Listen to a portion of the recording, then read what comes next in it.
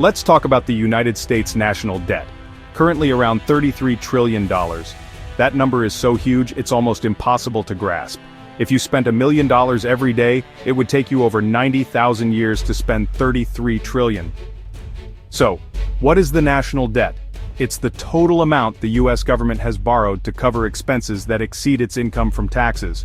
Each year, when spending outpaces revenue, the government runs a deficit and borrows to make up the difference.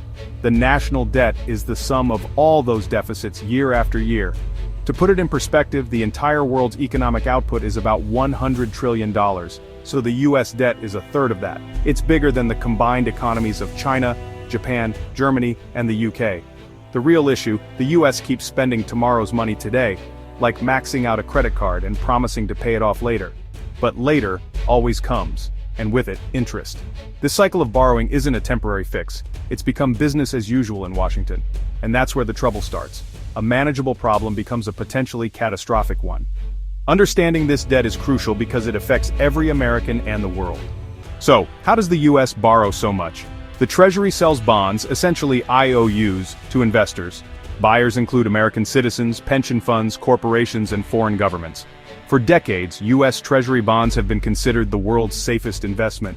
This exorbitant privilege lets America borrow at low interest rates since everyone wants to lend to us. The biggest foreign buyers have been China and Japan. They sell goods to the US, get paid in dollars, and then buy US bonds, earning interest and keeping the US economy strong so Americans keep buying their products. It's a mutually beneficial codependent relationship. But lately, China and Japan have started reducing their US debt holdings. They're concerned about America's growing debt and political instability, so they're diversifying. This means the US may have to offer higher interest rates to attract new lenders, making borrowing more expensive. If reliable lenders back away, the cost of debt rises for everyone. The pool of willing lenders shrinks, and the US loses its borrowing advantage. This shift is a warning. The world's trust in America's financial stability isn't limitless. If that trust erodes, the consequences could ripple through the global economy. The US can't assume it will always be the world's favorite borrower. The rules of the game are changing, and that's a risk we can't ignore. Now let's talk about the monster inside the debt. Interest.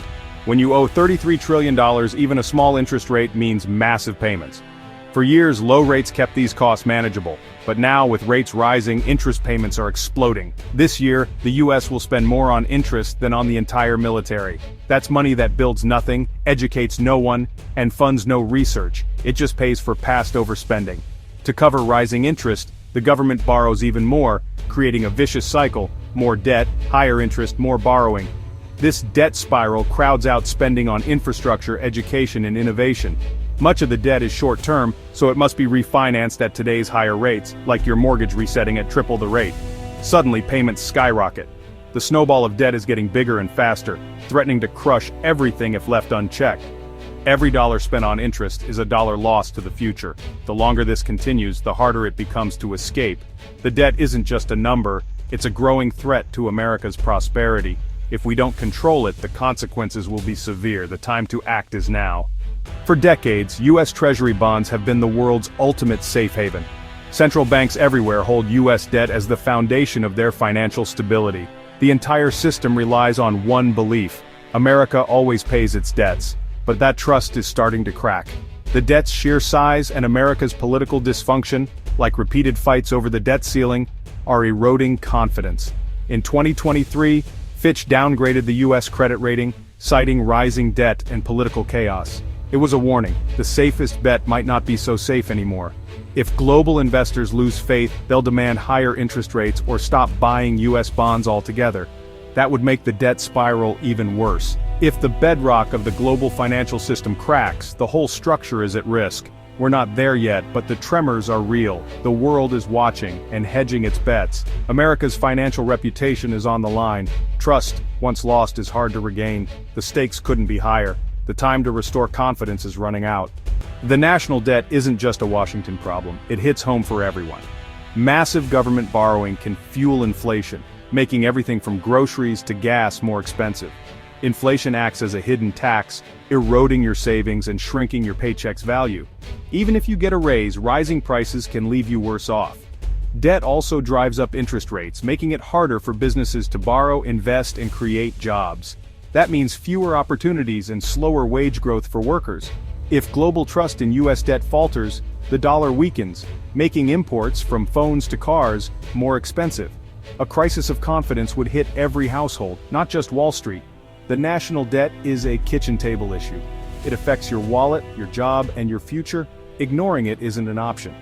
No single party or president is to blame for the $33 trillion debt. It's a bipartisan legacy. Both sides have cut taxes and increased spending without paying for it, passing the bill to future generations. Wars, financial crises, and the COVID-19 pandemic all fueled massive borrowing. Emergency spending became the new normal, and the debt kept climbing. Major tax cuts under both parties reduced revenue without matching spending cuts. The math is simple. If income falls and spending rises, debt explodes. Politicians promised we could have it all: strong military, social programs, low taxes without sacrifice, but the world is no longer willing to foot the bill. For years, warnings about the debt were ignored, until now. The Fitch downgrade was a wake-up call. Risk is rising. The bond market is showing stress, with interest rates swinging wildly. Major foreign lenders are pulling back, forcing the U.S. to rely more on domestic buyers, raising inflation risks. Political brinkmanship over the debt ceiling projects dysfunction to the world.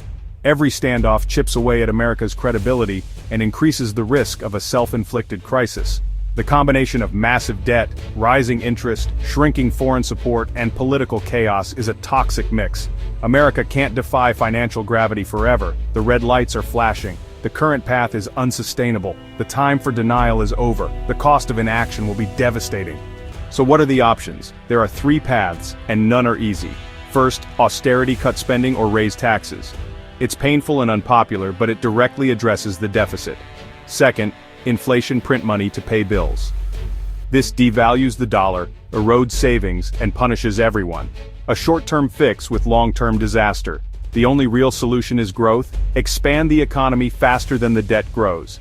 If the economy booms, the debt becomes a smaller share of GDP. Achieving this requires smart, bipartisan policies. Invest in education, innovation, and infrastructure. Attract global talent, foster business investment, and create a stable regulatory environment. And yes, get serious about controlling spending and stabilizing the debt.